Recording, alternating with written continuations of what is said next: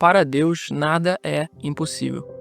Esse texto está no capítulo 1 de Lucas, no seu versículo 37, e o contexto desse texto é Maria, uma adolescente de 13 a 16 anos, recebendo a visita de um anjo para dizer para ela que ela simplesmente seria a mãe do Filho de Deus.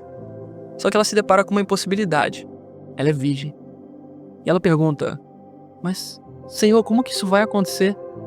E o anjo conta para ela como que a situação aconteceria, uma fecundação sobrenatural. Ele diz que o Espírito Santo viria sobre ela, cobriria ela com sua sombra, e ela daria à luz a um filho, ainda que virgem. E para encorajar Maria, ele conta o testemunho da prima dela, Isabel, que ainda que em sua velhice e com um diagnóstico de esterilidade durante toda a sua vida, daria à luz ao precursor de Jesus, aquele profeta que abriria o caminho para o Cristo, João Batista. E ele termina esse contexto dizendo: porque para Deus nada é impossível. Quantas das vezes nós já ouvimos essa passagem, já ouvimos essa palavra? Quantas das vezes nós já não declaramos com a nossa boca? Quantas das vezes nós já não fomos a cultos, a igrejas, assistimos pregações, podcasts ou músicas que cantam essa palavra? Para Deus nada é impossível para ti, tudo tu podes, tu tem o poder de fazer todas as coisas. E Deus, ele é tão incrível, tão intencional em tudo que ele faz questão de deixar isso afirmado e reafirmado na sua palavra de Gênesis e Apocalipse. A gente vê ele falando para Abraão, quando Sara duvida da promessa que Deus fez a Abraão, de que ainda lhe daria um filho em sua velhice. E Sara simplesmente ri. E Deus pergunta para Abraão: acaso há alguma coisa impossível para mim? Jeremias está se deparando também com um contexto de impossibilidade. Ele está cercado pela Babilônia, ele sabe que Deus entregou Israel na mão dos inimigos, ele está profetizando isso, só que Deus manda ele comprar um terreno em Israel. Imagina você, irmão. Deus está te cercando de inimigos, ele cercou a terra aonde você mora, e você sabe que você vai perder toda aquela terra, e aparece alguém para te vender um terreno naquela terra. Só que você sabe que daqui a pouco você vai perder aquela terra para os inimigos. E Deus simplesmente fala para você: vá e compre esse terreno. Isso foi o que aconteceu com Jeremias. Ele teve que confiar em Deus.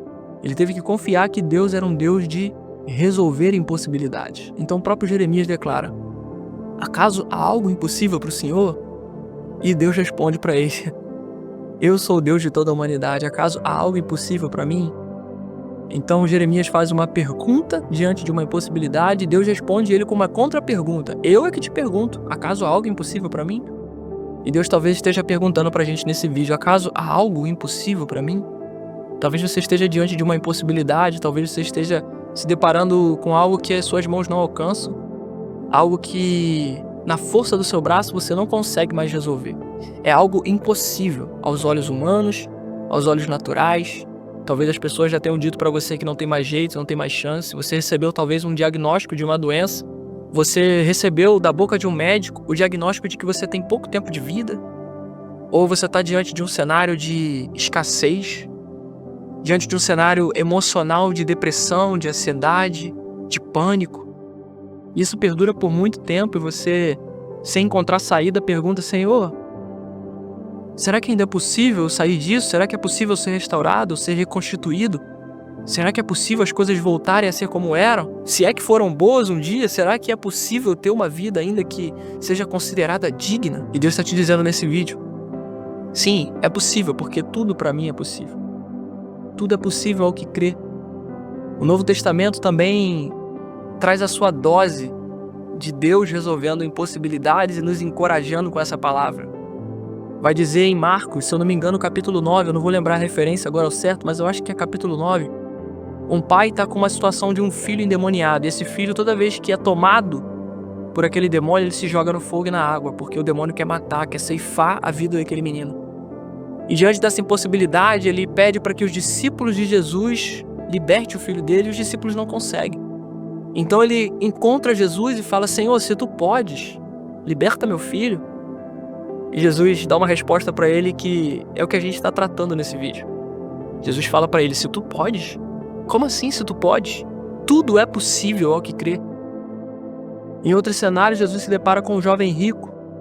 E esse jovem pergunta para Jesus: Senhor, o que é preciso eu fazer para herdar o reino dos céus? E Jesus discrimina para ele, faz um checklist da lei mosaica, cumpra isso. E ele fala, nossa, Senhor, meu Deus, isso eu já tenho feito.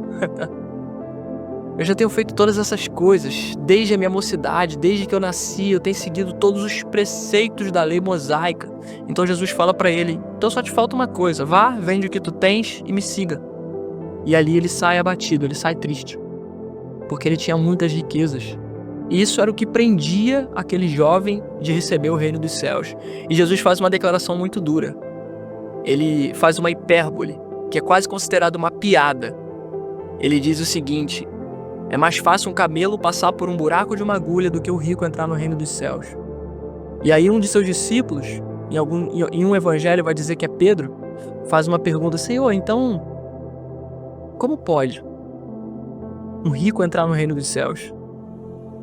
Então quer dizer que nenhum rico entra no reino dos céus? E aí Jesus responde para ele, bom, para o homem isso é impossível, mas para Deus nada é. E não coincidentemente, porque na Bíblia não há coincidências, o próximo capítulo vai contar a história de Zaqueu, que era um homem rico, que subiu numa árvore para ver Jesus. E era um cara que viveu uma vida assim de completa instabilidade moral.